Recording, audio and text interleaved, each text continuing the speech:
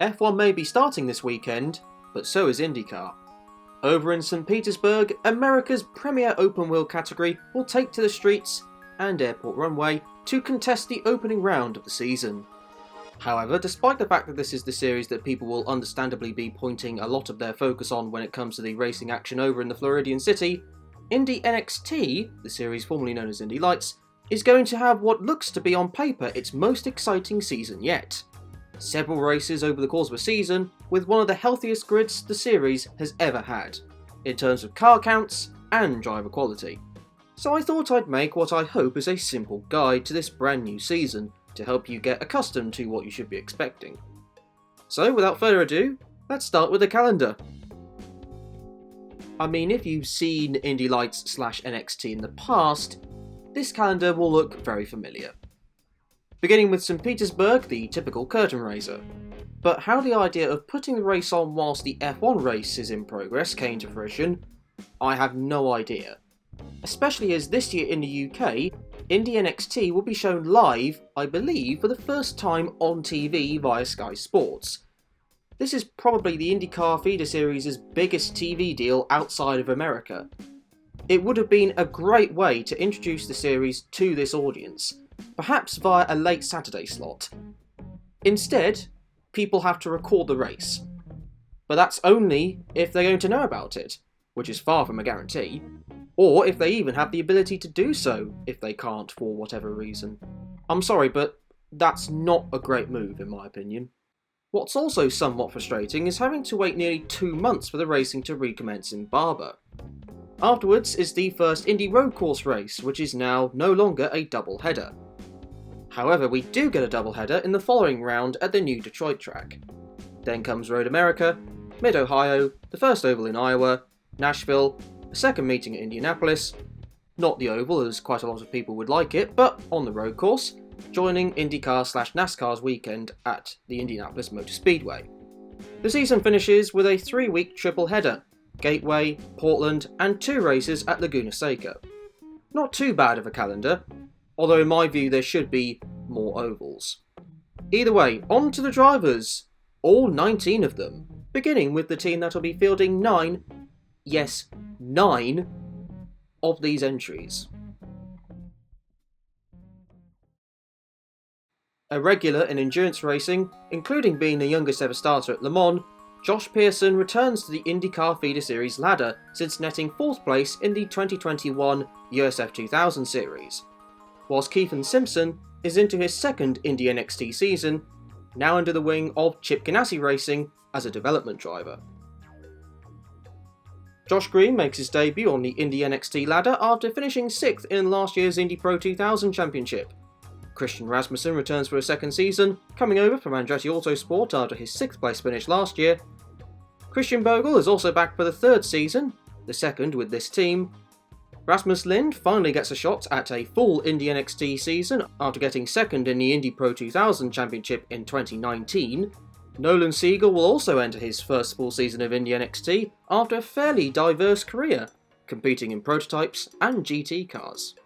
Daniel Frost is also into his 3rd season after collecting his first win in the series last year at Indianapolis, as well as holding the distinguished honour of being the winner of a race nobody finished.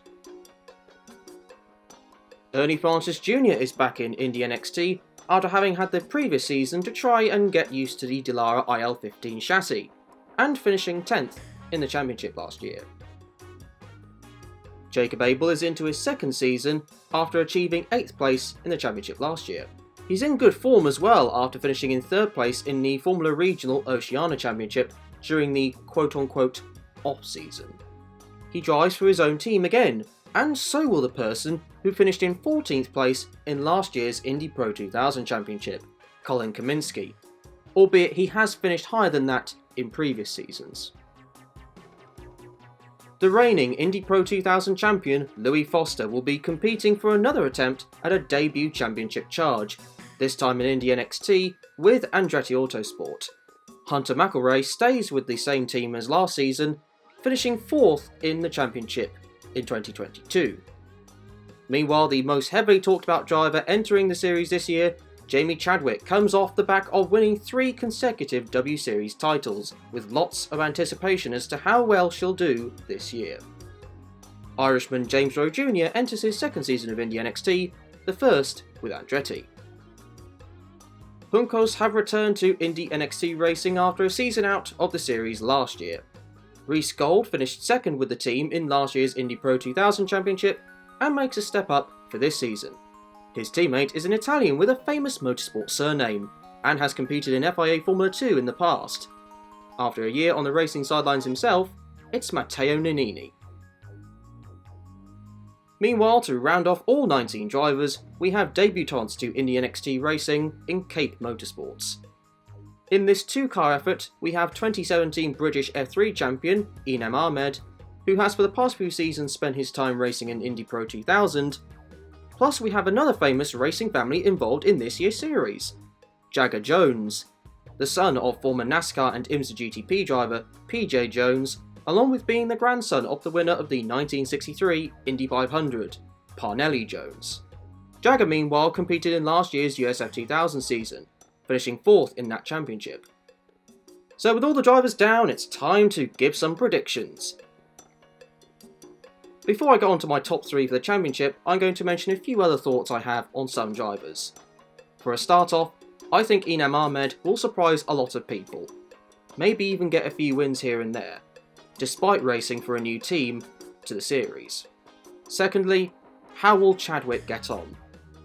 I don't think she'll get a win this year, but I think she'll get a couple of podiums and finish comfortably inside the top 10 of the championship, perhaps even finish in the top 5, although I think the lack of oval experience will be her Achilles heel this year. Now though, on to the top 3. 3rd, Christian Rasmussen. 2nd, Rasmus Lind. And in 1st, Louis Foster. I thought he'd do well in Indy Pro 2000, however he exceeded my expectations, winning it fairly comfortably. I think it'll be a fair bit closer though in terms of his winning points advantage. The field quality looks really impressive this year, one of the best that this series has had in quite a while in my opinion, which makes the upcoming Indy NXT season all the more exciting to watch. So with that in mind, thank you very much for watching. What are your thoughts on the upcoming Indy NXT season? Say your thoughts down in the comment section. However, until the next video, enjoy the rest of your day.